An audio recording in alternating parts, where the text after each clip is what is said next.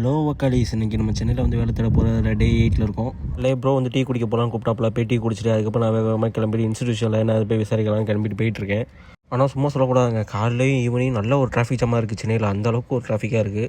எல்லாருமே பார்த்தா எங்கெங்கேயோ ஓடிக்கிட்டே இருக்காங்க. அதுக்கப்புறம் இன்ஸ்டியூஷன் போனேன். ஃபீஸ் எவ்வளோ என்ன போய் விசாரிக்கலாம் பார்த்தா கிளாஸ் அட்டன் பண்ணுங்கன்ட்டாங்க. அதுக்கப்புறம் உட்காந்து கிளாஸ் அட்டன் பண்ணால் 22,999 ரூபா மட்டும் இன்றைக்கி கட்டின ஆஃபர், இல்லைனா 40,000 நாளையிலேருந்து அப்படிங்கிறாங்க.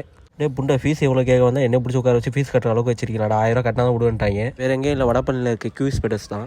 அப்படியே அங்கேருந்து எப்படியோ தப்பிச்சு ஓடி என் காசு முட்டை இல்லைடா என்னை விடுங்கடா ஆடணும்னு சொல்லிட்டு வீட்டுக்கு வந்துட்டேன். வீட்டுக்கு வந்துட்டு வேகமாக செப்ட் ஓட்டலாம்னு சொல்லிட்டு ட்ரெஸ்ஸு சேஞ்ச் பண்ணிட்டு வேகமாக கீழே இறங்க ஆரம்பிச்சிட்டேன்.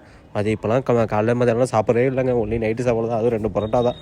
சென்னை வந்தால் ஒன்லி டீ குடிச்சு தான் ஓட்டும் போல். வாழ்க்கை அப்படி ஓடிட்டுருக்கு.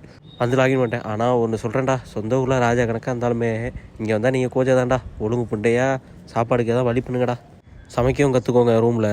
ரூம் புண்டையில ஒரு புண்டா அவனும் சமைக்க மாட்டான். அவன் எங்கேயா சாப்பிட்டு வந்துடுவான். யாரையா நம்பி வாங்கடா, ஆள ஒன்று அப்படியே